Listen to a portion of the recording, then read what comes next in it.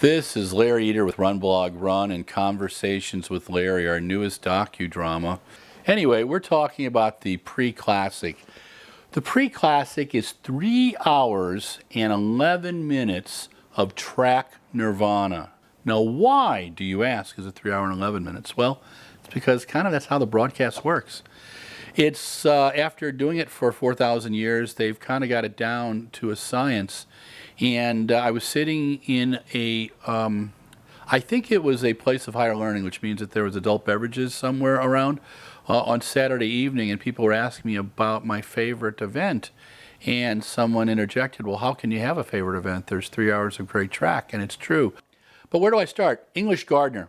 English Gardner ran 10:81 in the 100 meters. She looked fantastic. It's very difficult to beat English in Eugene, but there's going to be a few people that are going to try during the Olympic trials. Among them will be Tori Bowie.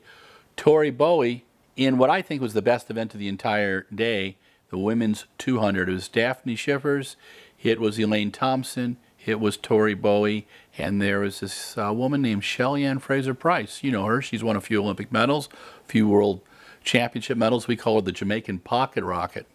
Well, anyway, Tori Bowie came off the turn, and she actually listened to her coach. She was standing up straight, coming off the turn, and she just blasted away. In her first sub-22 second 200, she ran 21:99. Daphne Schiffers, the former heptathlete, Daphne, because I've been messing up her name, I've spelled it wrong. Daphne, I apologize, but it's Daphne Schiffers, ran 22:11. One of her best times, not her best because she's run 21:69, and Elaine Thompson was in third. Elaine will have some better races, and Shelly-Ann Fraser-Pryce, who was last in the 100, Shelly-Ann, will have some better races too this summer. So let's see what happens. But I think Tori and Daphne are going to be one of the big stories in Rio. So let's see if I'm right. Adorning himself in a duck speed suit, Renaud Lavillenie, the king of the pole vault, won the pole vault in 5.81 meters on Saturday. That is his 106th time, sports fans, over 5.80 meters. The guy's a stud. When I did an interview with him on Friday, I actually got him to kind of look at me quizzically. Now, it's not like when I first interviewed him and he pretended not to speak English, and I had to try to interview him in French, which should be on YouTube, but it's not, thank God. He looked at me and he said, you know, maybe I do make it look easy. And I think he does. I think that's one of the things about great athletes is all that work, people just say, oh my gosh, if he can do it, anybody can do it. But that's not true. He is the king of the pole vault. This guy knows his stuff. His off days are a lot of people's best days. Remember that.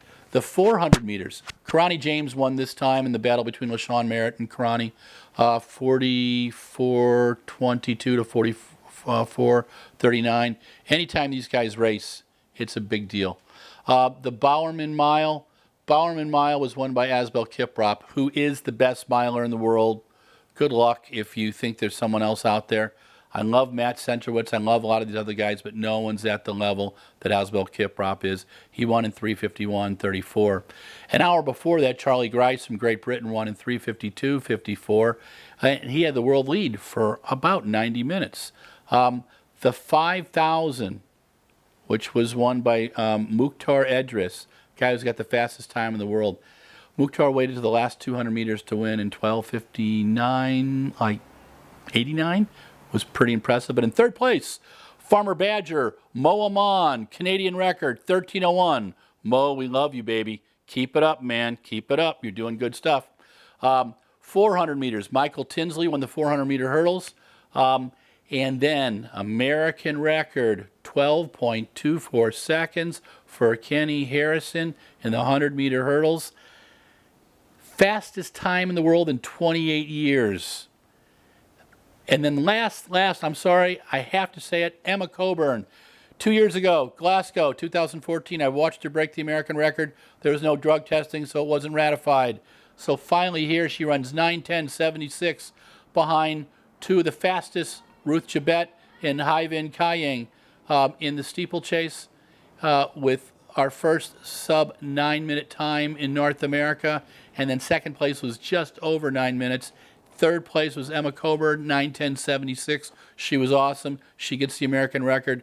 Emma, you're on our pinball team. This is Larry Eder for Run Blog Run, signing off. I'm just over 5 minutes. Talk to you guys soon. Warren Weir, beware. I'm watching you.